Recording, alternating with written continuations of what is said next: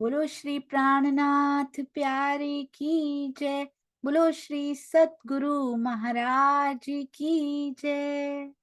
प्रणाम जी सुंदर साथ जी। तो हमारे साथ आज बहुत प्यारी, बहुत मीठी सखी और बहुत सेवा भावी सखी और माया की मुश्किलों से लड़कर बिना ईमान को डिगाए हुए बिल्कुल बल लेकर खड़ी हुई सखी सुनीता सिंगल जी से जानते हैं उनके जीवन की यात्रा, किस प्रकार धनी आगे बढ़ा रहे हैं, कैसे वो स्टार्ट हुई, कैसे वो आगे बढ़ी, कैसे पिया हाथ पकड़कर उनको पग पग चलाते गए और कहाँ आकर अब वो पहुंची हैं। तो सबसे पहले आपके चरणों में कोटि कोटि प्रणाम सुनीता दीदी। और मैं आपसे प्रणाम जी। पहला प्रश्न तो हमेशा वही रहता है कि किस प्रकार धनी जी अपने चरणों में आपको लेकर आए, सुंदर साथ परिवार में कैसे आपका आगमन हुआ। प्रणाम जी। प्रणाम जी सुंदर साथ जी। प्रणाम जी दीदी। बोलिए श्री प्राणनाथ प्यारे की जय। दीदी जर्नी तो मेरी कुछ भी नहीं है, छोटी सी जर्नी है। तो मेरे मायके में भी सब परवाई हैं और ससुराल में भी सब परवाई हैं और आज तक ही परवाई है। और मैं 2083 में मेरी शादी होके मैं कलकत्ता में शिफ्ट हुई। तो वहाँ गुरुजी आते थे, सदानंद गुरुजी आते थे हमारी गली में ही किसी सुंदर साथ के घर में और सत्संग करते थे। लेकिन मैं सत्संग में जाती थी, मंत्र मैंने नहीं लिया था, भाव मेरा था। और सन 2092 में, 92 में मैंने मंत्र लिया। वो भी कैसे लिया, एक सुंदर साथ था जिनके घर गुरुजी आते थे, तो उन्होंने मेरे को बोला मंत्र ले लो। मैंने कहा मेरी तो उम्र नहीं है अभी मंत्र लेने की, ये तो बड़े बूढ़ों का काम होता है मंत्र लेना, बड़े बूढ़ों का काम होता है, मेरे तो छोटे छोटे बच्चे हैं, मैं मंत्र लेके क्या करूंगी। बोले नहीं, तो मेरे को उतना ज्ञान नहीं था दीदी। फिर बच्चे छोटे थे, 1.5 साल की बच्ची सबसे छोटी 1.5 साल की थी। तो मेरे को ये, मैं समझती थी कि जो वो वीकली सत्संग करते थे कि कंपलसरी होगा जाना, मेरे लिए पॉसिबल नहीं था कंपलसरी जाना। तो कैसे होगा, मैं बोली मैं सत्संग में तो नहीं जा सकती। बोले आपका सत्संग में जाना जरूरी नहीं है। फिर भी मेरा मन गवाही नहीं दिया। उन्होंने, मेरी बड़ी दीदी भी रहते थे वहां पे, उनको फोन किया कि इनको समझाओ ये मंत्र लेंगे। तो उन्होंने बोला मैं क्या समझाऊं, जब तक इनके अंदर से आत्मा गवाही नहीं देगी ये मंत्र कैसे लेंगे। तो फिर धनी की मेहर हुई, मैंने इसी कंडीशन पे मंत्र लिया कि मेरे को फोर्स नहीं करोगे कि मैं सत्संग में जाऊं। तो वो बोले नहीं ठीक है तुम घर में ही करना लेकिन मंत्र ले लो। तो मैंने मंत्र ले लिया 92 में। मेरे हस्बैंड ने भी लिया, बच्चों ने भी ले लिया। फिर तो ऐसे लगन लगी कि 1.5 साल की बच्ची को मैं उंगली पकड़ पकड़ के सत्संग में जाने लगी। ऐसी लगन लगी, फिर वो स्कूल में डाल दी। बच्चे स्कूल में जाते थे 10 बजे और सत्संग होता था 3 से 5 बजे तक। 5 बजे बच्चे आते थे, उससे पहले मैं सत्संग में भी जाके आ जाती थी। फिर मेरे मन में ऐसा महसूस हुआ कि मैंने तो इतना जीवन ऐसे ही खो दिया।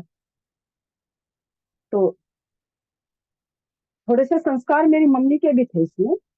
मम्मी मेरी मतलब बहुत सादगी जीवन था उनका, और वो बहुत भाव रखती थी, भजन कीर्तन सत्संग थी परवाही। लेकिन उन्होंने गुरु बनाया, आप सतपाल जी महाराज के छोटे भाई थे बाल योगेश्वर जी, उनकी शिष्य थी वो। तो पिताजी सर्विस में जाते थे, रात में आते थे। उसके बाद उसके बीच में उनका भाव रहता था मैं गुरुजनों को, उनके प्रचारक जो थे उनको घर में बुलाऊं। तो उनको पीछे से घर में बुला के उनकी सेवा करके सत्संग करवा के भोजन प्रसाद करवा के पिताजी के आने से पहले वो भेज देते थे उनको वापस। तो ये संस्कार भी थोड़े से थे कि गुरु भाव था और भक्ति की भावना थी। फिर मैं सत्संग में जाने लग गई। तो इस तरह मेरा यहाँ परिणमी इस धर्म में आना होगा।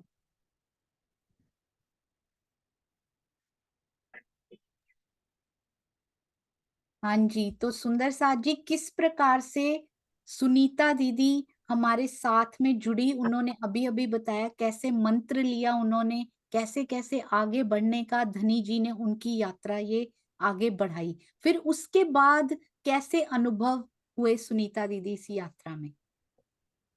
इसके अनुभव ये ऐसे हुए दीदी, क्या जहाँ मैं रहती थी, जो प्रणामी मंदिर था कलकत्ता में, वो मेरे घर से इतनी दूर था कि हम सब सुंदर साथ मिलके गुरु जी का आगमन होता था, दर्शन करने जाते थे। और वहाँ पे जो माता जी रहते थे वो चरचरनी की क्लास लेते थे सप्ताह में एक दिन। तो हम सब सुंदर साथ मिलके जाते थे। कैसे जाते थे? 40 से 45 मिनट का ट्रेन का सफर। उसके बाद ट्रेन से उतर के उतना ही लगभग बस का सफर। फिर बस से उतरने के बाद वहां से रिक्शा करके हम मंदिर में पहुंचते थे चरचरनी सीखने के लिए। लेकिन चरचरनी समझ में नहीं आती थी, वो डोट डोट वाली पुरानी चरचरनी थी, समझ में कुछ नहीं आता था। पर जाके बैठना, हाजिरी देनी है, ये मन में भाव था।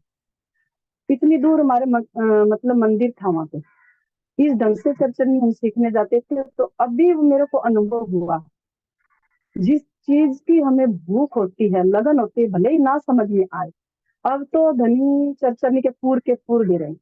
अब सीखो, कितना सीखोगे। और वो चरचरनी अभी समझ में भी आती है और सीखते भी हैं। और ये अनुभव जब हम चितवनी में बैठते हैं ना, तो जब अगर बोलते हैं कि चरचरनी क्या है, गिनती क्या है, लेकिन जब हम चितवनी में बैठते हैं तो चरचरनी इतनी महत्वपूर्ण है कि वो चरचरनी हमें उस स्थान पे, उस रूह को जाके खड़ी कर देती चितवनी में। इतना चितवनी का इतना मतलब उतना है कि हम चितवनी में उस जगह पे जाके खड़े हो जाते, अगर चरचरनी हमारे सीखी हुई है तो। बिल्कुल सही सुनीता दीदी। और किस प्रकार से आपको आसपास से कैसा माहौल आपको मिला आगे बढ़ने के लिए? किस प्रकार आपको आगे बढ़ाने वाला माहौल मिला? कैसी आपकी परिस्थितियां रही? आगे बढ़ने का माहौल तो ऐसा मिला दीदी, मैं 17 साल कलकत्ता में रही। फिर शिफ्टिंग का थोड़ा सा इनका था जॉब का, तो 3 साल मैं हरियाणा सिरसा में शिफ्ट हुई। तो मैंने गुरुजी को बोला कि मैं जा रही हूँ, मेरे को कुछ मिलेगा वहां पे, या संगत मेरे को मिलेगी? तो गुरुजी बोले हाँ, बहुत संगत है। मेरा मेरा नंबर उनको दिया, सुंदर साहब को, और उनका नंबर मेरे को दिया कि जाके वहां पे बात करना, आपको सत्संग मिलेगा। तो मैं वहां 3 साल रही, मेरे को कैलकाटा से ज्यादा वहां पे मिला। जैसे एक ना बढ़ता बढ़ता और मेरे को मिला वहां पे। वहां पे अखंड पारायण भी होती थी, गोटा पारायण भी होती थी, और मंत्र जाप भी होता था, और मेघ सागर भी होता था। बस उसी में तल्लीन था, जैसा जहाँ का माहौल, मतलब रूह उसी में तल्लीन होती रहती थी। तो 3 साल मैं रही। फिर मेरा ट्रांसफर का चक्कर आ गया। वहां मैंने लिया, जो भी मेरी रूह की भूख थी, एक छोटे बच्चे की जितनी भूख होती है, एक डाइट कम होती है छोटे बच्चे की, तो उस डाइट के अनुसार मेरी रूह की डाइट जितनी थी मैंने वहां लिया, और आनंद भी बहुत लिया। फिर मेरा ट्रांसफर का फिर चक्कर आ गया, फिर मैं गुवाहाटी शिफ्ट की 2006 में। 2006 में नहीं, 2003 में मैं गुवाहाटी शिफ्ट हुई। फिर मेरे को तो ऐसा लगा कि फिर मेरी तो जर्नी रिस्टार्ट हो गई है। फिर उसके बाद मैं जब गुवाहाटी शिफ्ट की, सिर्फ एक सुंदर साथ के घर में स्वरूप साहिब की पधरावनी थी, और दूसरा स्वरूप साहब मैं ही लेके गई थी गुवाहाटी के अंदर। तो वहां पे जाके नहीं इतना कुछ मिला, लेकिन मेरे को इतना जरूर हो गया था, धनी ये कुछ जो भी मेरी जर्नी कर रही है, ये मेरे को कुछ और अन्य कुछ देने के लिए कर रही हूँ। फिर एक चौपाई मेरे सामने आई, वो चौपाई थी, मैं तो चाहा सुख को, पर धनी के मुझ पर मेहर, साथे साथे दुख फेर फेर लिया, अब सुख लागत है जी है। तो मेरे मन में ये भाव आया कि धनी, अब तो जो आप करेंगे, जहां हाथ पकड़ के बैठाएंगे, जहां लेके जाएंगे, मैं तैयार हूँ। अब तो जंगल में भी बैठाएंगे तो मेरे को किसी दूसरे की जरूरत नहीं है, आप जब मेरे साथ हैं तो। अब जैसे रखेंगे, क्योंकि ये माया है और यहाँ पे कर्म जरूरी है, कर्म प्रधान है, उसके लिए मेरे को जाना जरूरी था। तो मैं आई, वहां पे मेरे को इतना माहौल नहीं मिला, इतना अच्छा माहौल नहीं मिला, क्योंकि वही भजन सत्संग, और लेकिन रूह मेरी कुछ और चाहती थी, उसको प्यास कुछ और लगी थी, वो इतना मेरे को नहीं मिला। फिर आगे मेरी जर्नी हुई सन 2006 में। मोहन प्रिया जी गुरु जी ने, गोपिका जी जानते होंगे यहाँ सुंदर साथ, जो करनाल मंदिर में जाते हुए उनको जरूर जानते होंगे। वो मेरे घर में आई, उन्होंने भेजा अपर आसाम में जाके जागनी करो। तो मेरे यहाँ आई, वो कभी सप्ताह भर रहते, कभी 15 दिन रहते, कभी 1 महीना मेरे घर में रहते, अपने से जो उनके साथ में जो 1-2 प्रचारक और आते उनके साथ में। तो उनसे मेरे को कुछ पता चला कि मेरे को ये भी तब तक नहीं पता था कि 25 पक्ष क्या होते हैं। वो मेरे घर में रहते थे, वहां ही उन्होंने पढ़ना सिखाया और सेवा पूजा में रुचि सिखाई, कैसे हम प्रेम से सेवा पूजा कर सकते हैं और 25 पक्ष क्या होता है। फिर उन्होंने 2 साल यहाँ पे बीत तक की रेगुलर 1-1 सप्ताह की, तो बहुत कुछ मिला और प्यास जगी, थोड़ी सी और प्यास जगी मेरी। फिर उसके बाद क्या हुआ, ऐसे ही करते करते करते करते फिर मैं वाणी पढ़ने लग गई, वाणी में थोड़ा इंटरेस्ट आने लगा। लेकिन माहौल यहाँ का तब भी वैसा ही था कि मेरे को 1 घंटे में 500 चौपाई निकालनी है, तो दूसरा सुंदर साथ करता था मेरे को 1 घंटे में 700 निकालनी है, तो मेरे को 1 घंटे में 1000 चौपाई। सिर्फ रीडिंग का चक्कर था, रीडिंग करनी है, राज्य से बातें नहीं करनी है, या उनको समझना नहीं है, या मंथन मनन नहीं करना है, सिर्फ उतना तक ही था।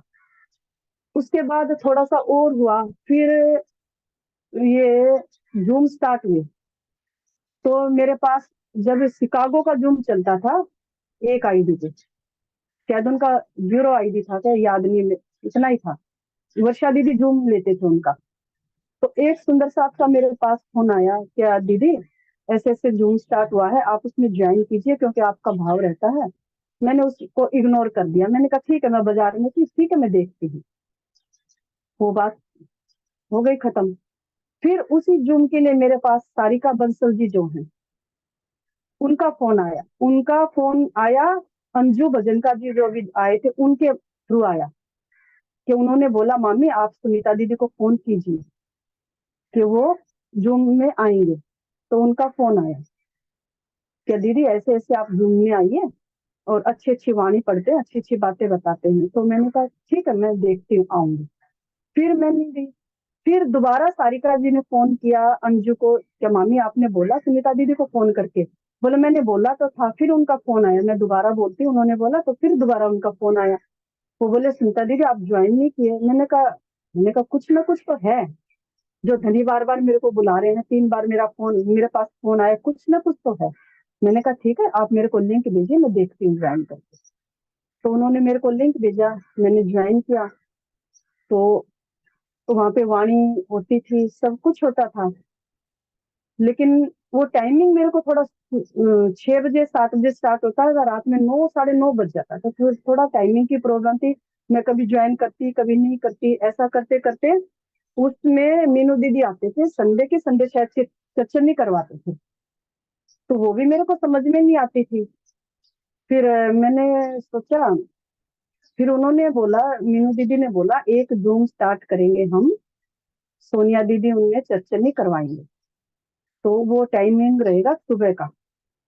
तो सुबह का टाइमिंग मैंने कहा मेरे को तो सूट नहीं करेगा, कैसे करूँ, चर्चनी सीखनी भी मेरे को, मेरे इतना इंटरेस्ट कि मेरे को चर्चनी भी सीखनी है, क्लास ज्वाइन करनी है, लेकिन मैं सुबह का टाइम ऐसा था कि कैसे करूँ। तो मैंने कहा ठीक है देखते हैं करके। तो मैंने वो जूम ज्वाइन किया तो मेरे को कोई प्रॉब्लम नहीं आई। क्यों प्रॉब्लम नहीं आई, कि दिन में कोई क्लास होने से कभी कोई कॉल बेल बजती है, कभी किसी का कॉल आता है, तो वो प्रॉब्लम तो वहां नहीं थी। फिर और एक मैं अपनी, क्योंकि घर में कोई लगे हुए नहीं है, मंत्र लेने से नहीं होता है ना, उतना समर्पण भाव भी होना चाहिए। तो समर्पण भाव किसी का ऐसा कुछ नहीं था। एक दिन क्या हुआ कि मैं बैठ गई क्लास में सुबह की में, और मेरे हस्बैंड चाय के लिए बैठे रहे, 2 4 दिन तो अपने बना लिए, और एक दिन बैठ गए कि देखता हूँ कितनी देर ये नहीं देती है चाय मेरे को। मैं अपनी पर्सनल बात बता रही, जूम के माध्यम से नहीं देती। मैंने भी उस दिन इतना मन कड़ा किया, अगर मैंने चाय दे दी क्लास के बीच में उठ के, तो डेली का ये रूटीन हो जाएगा। आज राजी ने इतना मेरा पक्का दिल किया, आज मैंने चाय नहीं देनी है बना के उठ के। तो उस दिन मैंने चाय नहीं दी मेरे, फिर उन्होंने कभी भी नहीं पी, क्लास खत्म होने के बाद मैंने ही दी, तब उन्होंने चाय पी। फिर अगले दिन से तो वो सोचे ये तो अब ढीठ हो गई, ये तो नहीं देगी उठ के चाय, मैं अपने ही पी लेता हूँ। तो उस दिन के बाद मेरे को क्लास से कोई उठाता नहीं। तो ये मेरे को सुबह की क्लास का बेनिफिट हुआ क्या, कोई कॉल नहीं आते हैं, कोई दरवाजे पे कोई नहीं आता है, कोई डिस्टर्ब नहीं करता, तो मैं शांति से अपनी क्लास ज्वाइन करती हूँ। तो यहाँ तक की मेरी जर्नी इतनी थी। और बहुत कुछ मिला इस जूम से, चर्चनी से बहुत कुछ मिला मेरे को। सब कुछ तो नहीं बोलूंगी, सब कुछ का तो अंत नहीं है, बहुत होता है सब कुछ में, तो अभी तो बहुत कुछ बाकी है, लेकिन बहुत कुछ मिला मेरे को यहाँ से। तो यहाँ तक की मेरी जर्नी है। और फिर मैं यहाँ स्वामी जी का टीका फॉलो करने लग गई, तो और आनंद आने लग गया उसमें, भाव और भावार्थ भी आने लगे, अर्थ भी आने लगे, तो वो और दिल को छूने लग गए। यहाँ तक की जर्नी थी। तो आपके कहने का अर्थ ये है कि आप स्वामी जी के टीका को पहले नहीं पढ़ते थे, आपने अभी पढ़ना शुरू किया और उनसे जुड़ना शुरू किया। हाँ जी, पहले टीका नहीं पढ़ते थे, जामनगर का टीका था, वो 14 भाग का ही था, मेरे पास है अभी भी। अभी भी स्वामी जी का टीका पढ़ती तो मोबाइल से मैं पीडीएफ खोल के ही पढ़ती हूँ। तो इस जूम में आने के बाद ही मैंने स्वामी जी का टीका पढ़ना स्टार्ट किया है, और कुछ धनी से बातें करना भी स्टार्ट हो गया है धनी से, क्योंकि उसमें भावार्थ इस ढंग से स्वामी जी ने दे रखे ना कि दिल को छू जाते थे। बिल्कुल सही, अति सुंदर। और सुंदर साथ जी, इतनी मुश्किलें उन्होंने बताई नहीं है, पूरी मुश्किलें क्योंकि बताई नहीं जा सकती कई बार।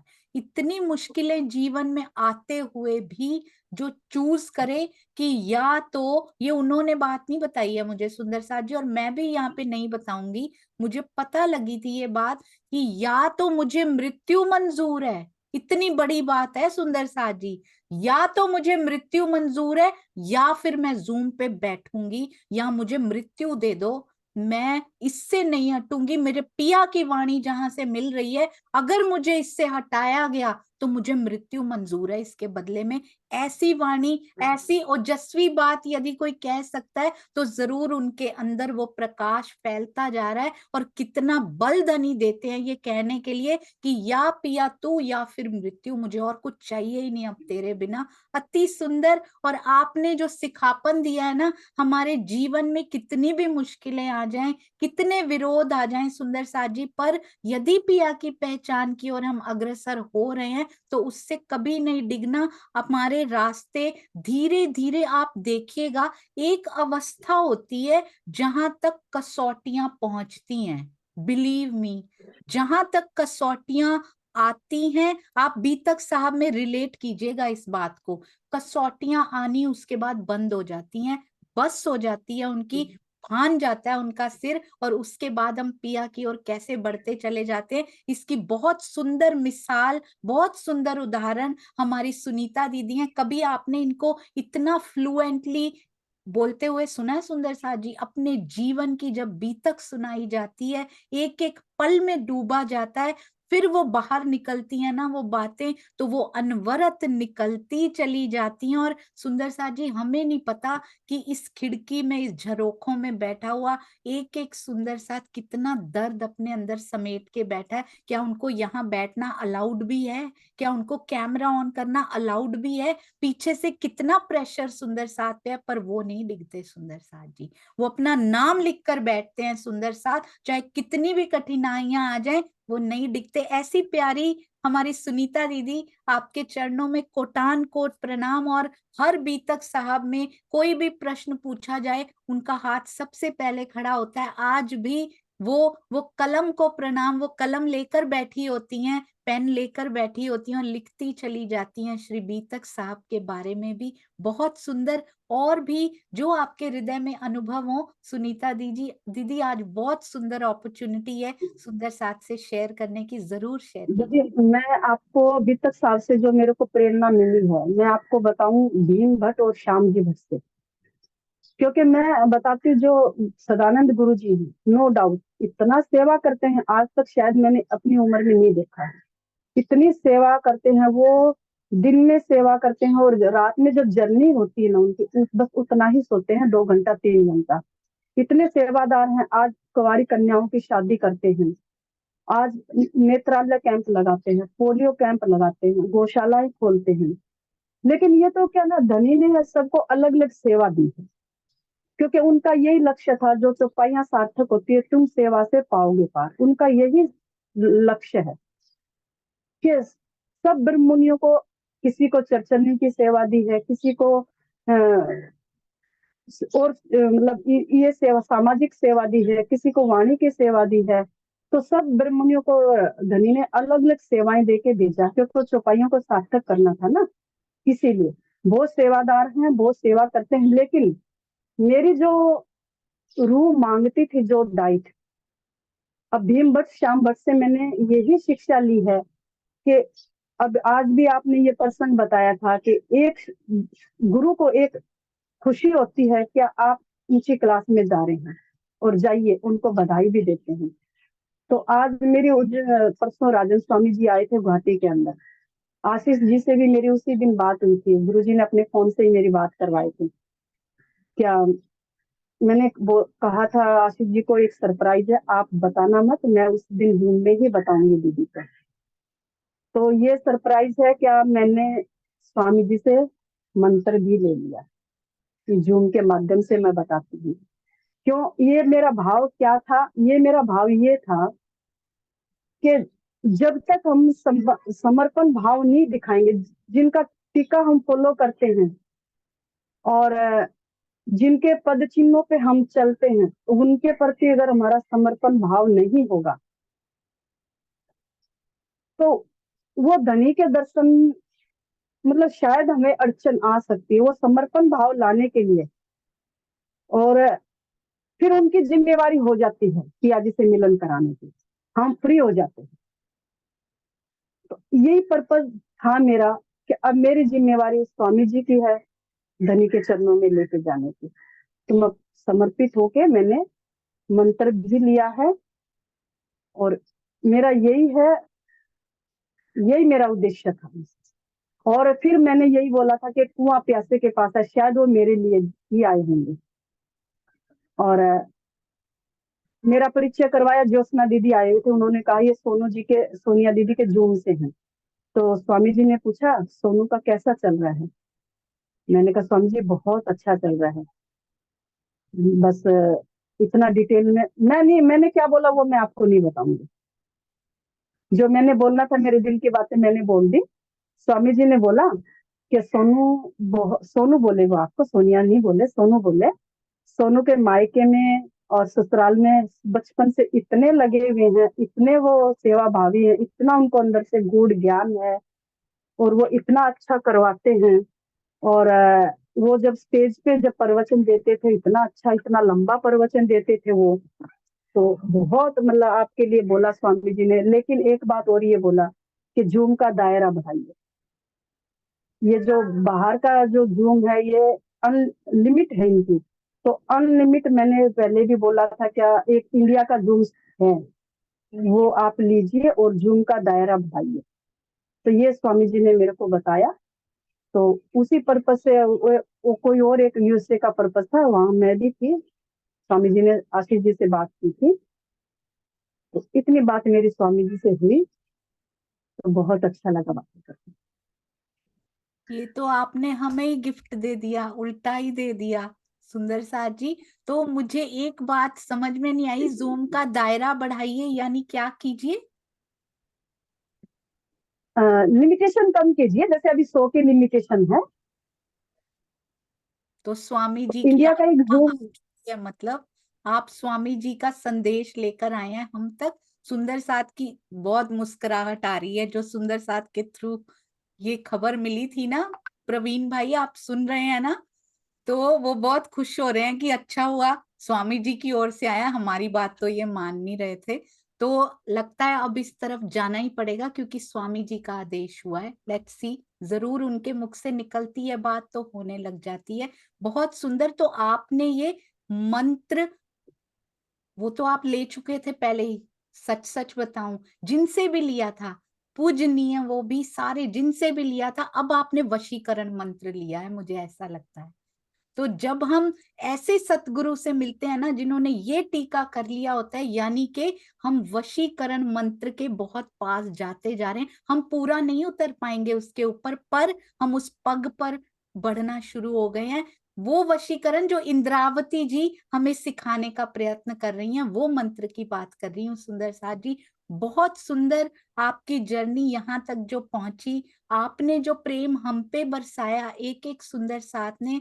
और सुनीता दीदी के बारे में मेरी शायद आज तक फोन पे 1 या 2 बार उनसे बात हुई होगी, मैक्सिमम 3-4 सालों में। पर मैंने जो उनके अंदर वो खनक सुनी है ना सुंदर साथ जी, वो बहुत बहुत विशेष है।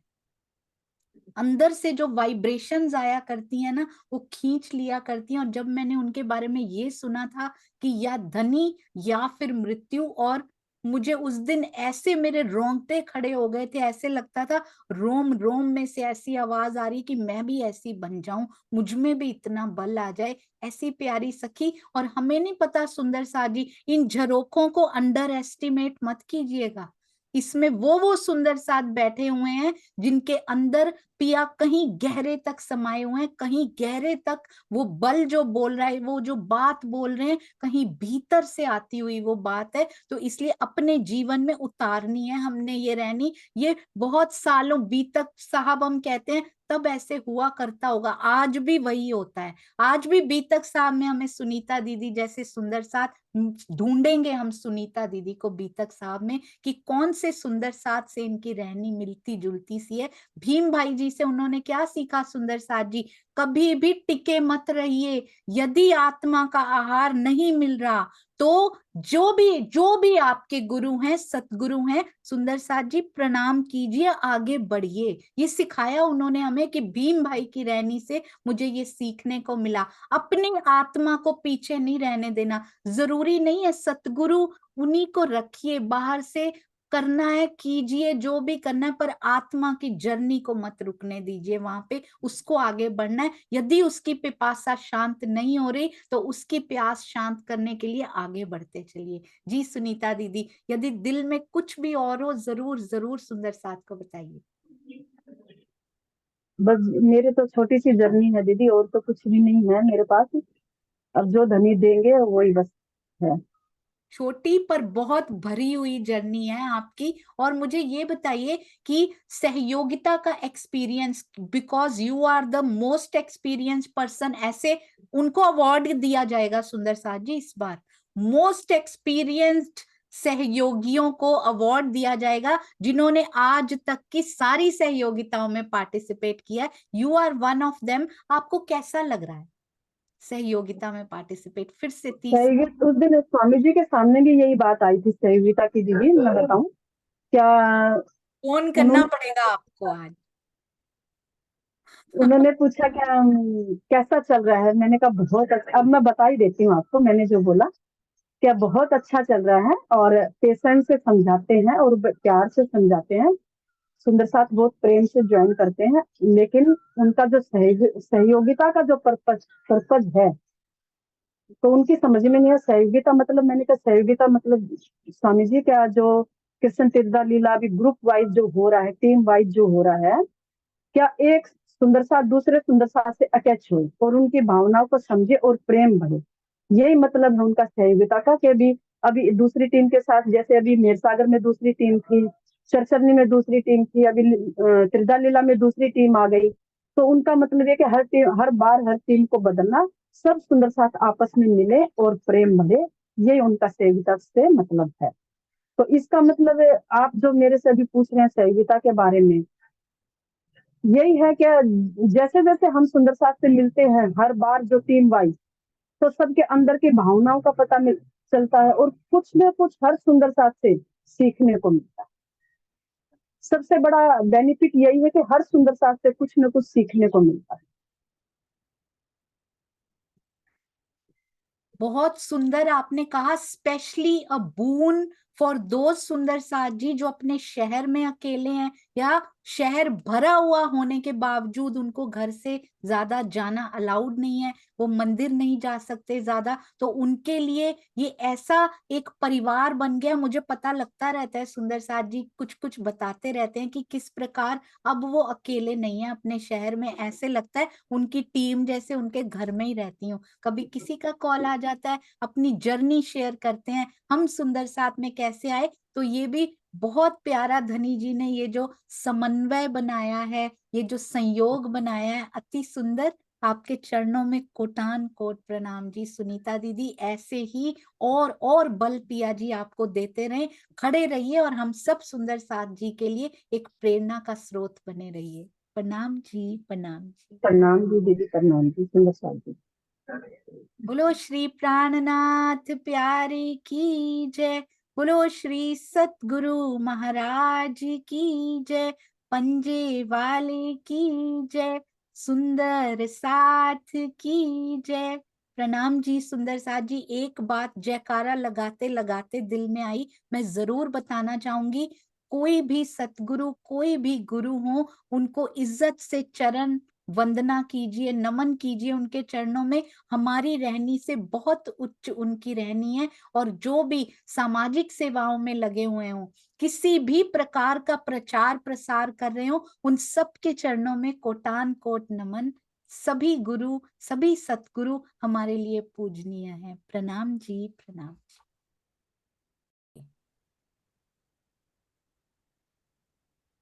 स्वामी जी ने बताया उस दिन अपनी चर्चा में कि मैं 2007 में गुवाहाटी में आया था। गुवाहाटी, अब मेरा जो अनुभव हो रहा है, जो राज्य मुझे अनुभव दे रहे हैं, गुवाहाटी आसाम कोई ऐसा वैसा नहीं है। अब धनी के चरण पड़ गए हैं यहाँ पे। तो स्वामी जी ने बताया जब मैं 2007 में आया था, जो चितवनी महिमा स्वामी जी की जो निकली है, वो गुवाहाटी ही उस दिन स्टार्ट किए थे 2007 में लिखनी।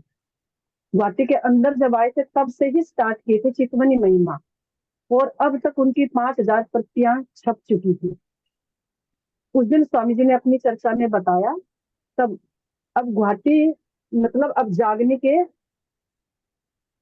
उसमें आ गया है। जी, 5,000 की जमात उधर इकट्ठी हुई, इधर 5,000 प्रतियां बिक गई। तो सुंदर साथ जी बहुत सुंदर, बहुत सुंदर, ये बहुत ही सुंदर है। ये देखिएगा, 5,000 सुंदर साथ चितवन की ओर मुड़ना चाहते हैं तो लेकर गए हैं ना। बहुत सुंदर बात। प्रणाम जी। और एक अनुभव मुझे ये भी हुआ, क्या जब हम नाम जाप करते हैं, जैसे जिन्होंने मेरे को जगाया था, मंत्र दिलाया था जबरदस्ती, वो ये बोलते थे सिर्फ नाम मंत्र जपो, इतना बैलेंस बना लो, जब आपका आंखें काम ना करे, शरीर काम ना करे, हाथ शरीर, इतना बैलेंस भर लो कि आपने इतना नाम जाप कर लिया है कि आपको आगे कुछ करने की जरूरत नहीं है। उस समय मैं यही सोचती थी, चलते फिरते नाम जाप कुछ यही चलता था।